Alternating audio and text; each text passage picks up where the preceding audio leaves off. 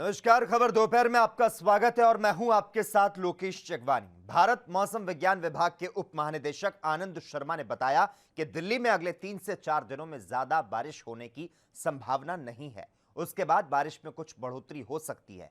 खासकर उत्तर पश्चिम भारत के मैदानी क्षेत्रों में बारिश की संभावना बनी हुई है। कि अगले 3 दिन की बात करें तो 3-4 दिन कुछ ज़्यादा बदलाव नहीं, उसके बाद में तो वर्षा में थोड़ी बढ़ोतरी हो सकती है। तो अगले ये मान के चले अभी 3 से 4 दिन तक है, कोई बहुत ज़्यादा वर्षा की संभावना नहीं है। कोई छुटपुट अलग कहीं थंडर सेल बन जाता है वो अलग बात है। 3-4 दिन के बाद ही कुछ वर्षा में बढ़ोतरी हो सकती है, खासकर उत्तर पश्चिम भारत के मैदानी क्षेत्रों में। यूपी के पास बना हुआ है और एक ट्रफ भी जा रही है बिहार से लेकर उड़ीसा तक, तो उसके चलते जो है आपको जो ज़्यादा वर्षा मिलने वाली है वो मिलने वाली है आपके पूर्वी यूपी, बिहार, पश्चिम बंगाल का हिमालय क्षेत्र, सिक्किम, असम और मेघालय, और यहाँ भारी वर्षा भी हो सकती है। तो यहाँ लोगों को थोड़ा सा काफ़ी केयरफुल रहना पड़ेगा। उसके साथ साथ बात करें मध्य भारत की, तो मध्य भारत में जो है अगले 4-5 दिन की बात करें तो कुछ स्थानों से लेकर अनेक स्थानों पर वर्षा हो सकती है और वहाँ पर कहीं कहीं भारी वर्षा भी खासकर मध्य प्रदेश या विदर्भ इन जगहों पर या छत्तीसगढ़ में देखने को मिल सकती है। उसके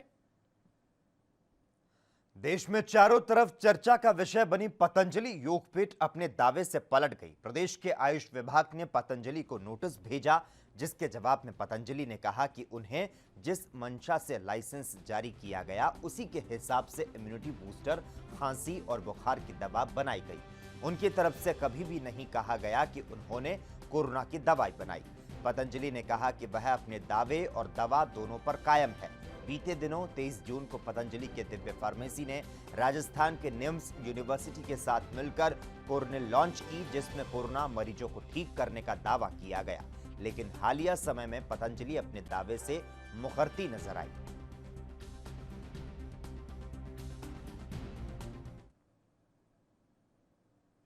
देश की आर्थिक राजधानी कही जाने वाली मुंबई में सुरक्षा से जुड़ी बड़ी खबर सामने आई। मुंबई स्थित ताज होटल को बम से उड़ाने की धमकी भरा फोन आया। यह फोन पाकिस्तान से ताज होटल में आया। फोन पर कहा गया कि कराची स्टॉक एक्सचेंज में हुआ आतंकी हमला सभी ने देखा। अब ताज होटल में 26/11 जैसा हमला एक बार फिर से होगा, जिसके बाद से मुंबई पुलिस को फोन कॉल की तुरंत जानकारी दी गई। मुंबई पुलिस ने सुरक्षा व्यवस्था बढ़ा दी। रात भर मुंबई पुलिस और होटल स्टाफ ने मिलकर सुरक्षा का मुआयना किया। यहां आने वाले गेस्ट और उनकी गतिविधियों पर नजर रखी जा रही है और इसके अलावा दक्षिण मुंबई में पुलिस की नाकाबंदी बढ़ा दी गई।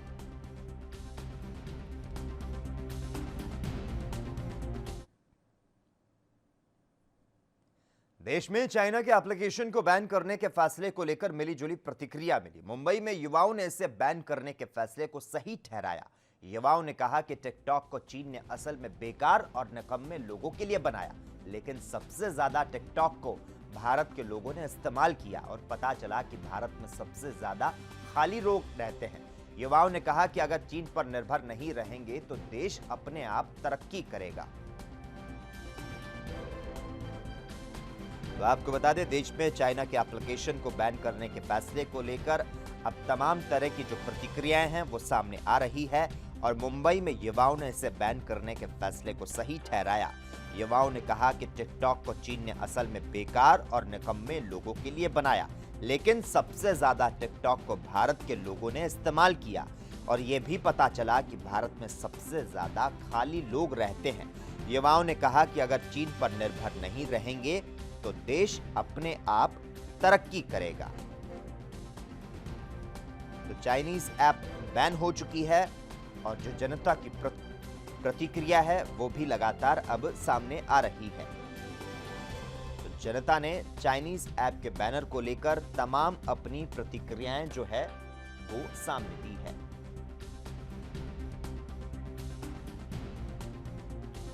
एकदम सही फैसला लिया सरकार ने। एक्चुअली जो टिकटॉक है ना, चाइना वाले ने ये सोच के बनाया था कि जो मतलब फ्री रहेंगे, फालतू रहेंगे, वो लोग टिकटॉक यूज़ करेंगे। तो एक्चुअली क्या हुआ, टिकटॉक में जब यूज़ हुआ, टिकटॉक सबसे ज़्यादा इंडिया में यूज़ किया गया, तो पता चला कि इंडिया में सबसे ज़्यादा फालतू लोग रहते हैं। ये रियल है एक्चुअली पबजी भी चाइना वाले नहीं बनाया, लेकिन क्या पबजी चाइना में ही बैन है। क्यों? क्योंकि वहाँ के जो लोग हैं काम करने वाले, वो बिज़ी रहे अपने काम धंधे में, और इंडिया में सबसे ज़्यादा खेल। जो भी फैसला लिया है मोदी ने वो एकदम सही है, कुछ गलत नहीं है। चाइना के जितने भी ऐप हैं, मोबाइल हैं, सब बंद कर दो लेना, तो एक्चुअली उनको इनकम नहीं जाएगी, तो वो लोग भी गरीबी होंगे ना धीरे धीरे। इंडिया जो है अपने खुद के ऊपर इंडिपेंडेंट रहेगी तो ज़्यादा बेस्ट रहेगा। जो इंडिया के प्रोडक्ट है उसको यूज़ करो, क्योंकि चाइना वाले ना अपना ही यूज़ करते हैं, किसी के ऊपर इंडिपेंडेंट नहीं रहते हैं।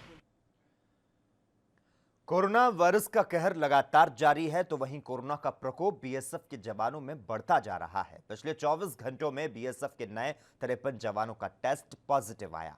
हालांकि राहत की बात यह भी है कि 4 जवान रिकवर हुए। सीमा सुरक्षा बल की तरफ से जारी किए गए बयान के मुताबिक अभी यहां पर 354 एक्टिव केस हैं, तो वहीं अब तक 659 जवान रिकवर हो चुके हैं।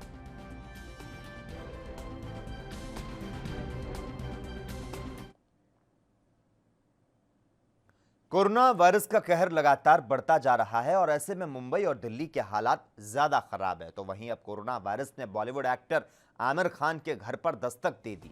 आपको बता दें, उनके स्टाफ मेंबर पॉजिटिव मिले हैं। आमिर खान ने इसके बारे में एक बयान जारी करते हुए कहा कि उनका और उनके परिवार का टेस्ट नेगेटिव आया, तो साथ ही उन्होंने स्टाफ मेंबर के कोविड-19 पॉजिटिव आने की जानकारी दी।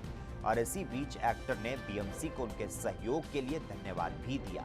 उन्होंने अपने स्टेटमेंट में लिखा कि मैं आपको बताना चाहता हूं कि मेरे स्टाफ के कुछ लोग कोरोना पॉजिटिव मिले, उन्हें तुरंत क्वारंटाइन कर दिया गया और बीएमसी के कर्मचारी भी प्रभावी रूप से कदम उठाते हुए जल्द ही उन्हें मेडिकल सुविधा देने के लिए लेकर गए। अच्छी तरह से उनका ख्याल रखने और पूरी सोसाइटी को सैनिटाइज करने के लिए मैं बीएमसी का शुक्रिया अदा करना चाहता हूं। और इसके साथ ही उन्होंने कहा कि बाकी सभी लोगों का टेस्ट करवा लिया गया है और सभी नेगेटिव आए हैं। भारत और चीन के बीच जारी सीमा पर तनाव से लेकर अब चीनी निवेश पर बहस छिड़ चुकी है। पिछले कुछ दिनों में देश में चीनी निवेश और चीनी कंपनियों के खिलाफ गुस्सा बढ़ा और इस बीच अब कांग्रेस नेता राहुल गांधी ने एक बार फिर से इस मसले पर मोदी सरकार को घेरा। राहुल गांधी ने ट्वीट पर लिखा कि मोदी सरकार बात तो मेड इन इंडिया की करती है, लेकिन सारा सामान चीन से मंगाती है।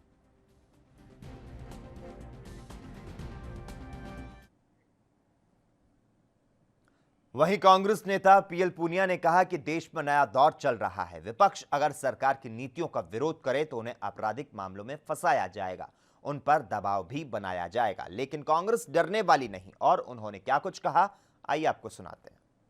देश में एक नया दौर चल रहा है कि विपक्ष के लोग जो सरकार की नीतियों का विरोध करें, उनको जैसे तैसे करके आपराधिक मामलों में फंसा के और उनको जेल भेजा जाए, उनको आतंकित किया जाए, उनको दबाव में डाला जाए और डरा धमकाया जाए। लेकिन कांग्रेस पार्टी उससे डरने वाली नहीं है। कांग्रेस महासचिव प्रियंका गांधी जी, उनको भी नोटिस दिया गया कि अपना जो ट्वीट कर रहे हैं वो गलत है। कानपुर जो बाल गृह संरक्षण गृह था उसके बारे में उन्होंने किया। और कांग्रेस पार्टी के प्रदेश अध्यक्ष अजय लल्लू जी, उनको जेल लगभग महीना भर वो जेल होके गए। अभी कल रात को तो उत्तर प्रदेश अल्पसंख्यक विभाग के अध्यक्ष शाहनवाज आलम, उनको गिरफ्तार कर लिया गया, जेल भेजने की तैयारी हो रही है। और ये कहाँ लिखा है, किसने लिखा है कि सरकार अगर कोई नीति बनाए, कानून बनाए, उसके खिलाफ आवाज नहीं उठा सकते? क्या उसको दोष द्रोह हो जाएगा? केंद्रीय मंत्री मुख्तार अब्बास नकवी ने कांग्रेस पर निशाना साधते हुए कहा कि कोरोना संकट के समय में कांग्रेस पार्टी और उनके परिवार का रुख सही नहीं रहा है। तो साथ ही उन्होंने कहा कि कांग्रेस के पागलपन में कोई साथ नहीं होगा। कांग्रेस को इस बात को समझना चाहिए कि फ्रेम में फैमिली फोटो फिट होने से पार्टी नहीं चलती। और उन्होंने क्या कुछ कहा, आइए आपको सुनाते हैं। संकट के समाधान का हिस्सा बनने के बजाय सियासी घमासान का किस्सा बनेंगे तो आपके साथ कौन खड़ा होगा? जैसी करनी वैसी भरनी। अब जिस तरह का इस पूरे के पूरे संकट के समय में कांग्रेस पार्टी और उस परिवार का व्यवहार रहा, रुख रहा, वो निश्चित तौर से किसी भी तरह से कोई भी जो समझदार व्यक्ति होगा, जो कि देश की सुरक्षा, देश के सम्मान, देश के स्वाभिमान, देश की सार्वभौमिकता के प्रति संवेदनशील होगा, वो कभी कतई जो है वो इस बेवकूफ़ी की और इस तरह के पागलपन के साथ नहीं खड़ा होगा। कोई ऐसा नहीं चाहेगा कि इनकी इस पागलपन में खुद तो डूब ही रहे, उनके साथ उनको भी लेके डूबे। तो इसलिए हमें लगता है कि अब उनके ही साथी अगर उनको कहें या उनको सीख दें तो वो जो है वो सरकार के स्पोक्स पर्सन हो जाते हैं उनकी नज़र में, और उनकी हाँ में हाँ मिलाते रहें, उनकी पागलपंती में जो है उनके साथ चलते रहें, उनकी बेवकूफ़ियों को जो है वो वाहवाही करते रहें, तो वो महान है उनके लिए। तो कांग्रेस पार्टी को इस बात को समझना चाहिए कि फैमिली फ़ोटो फ्रेम में फिक्स होने से पार्टियां नहीं चलती। उसके लिए देश की हकीकत, देश की सच्चाई, देश के सुरक्षा के प्रति संवेदनशीलता बहुत ज़रूरी। खबर दोपहर में खबरों का सिलसिला लगातार जारी रहेगा। यहां हम रुकते हैं एक छोटे से ब्रेक के लिए।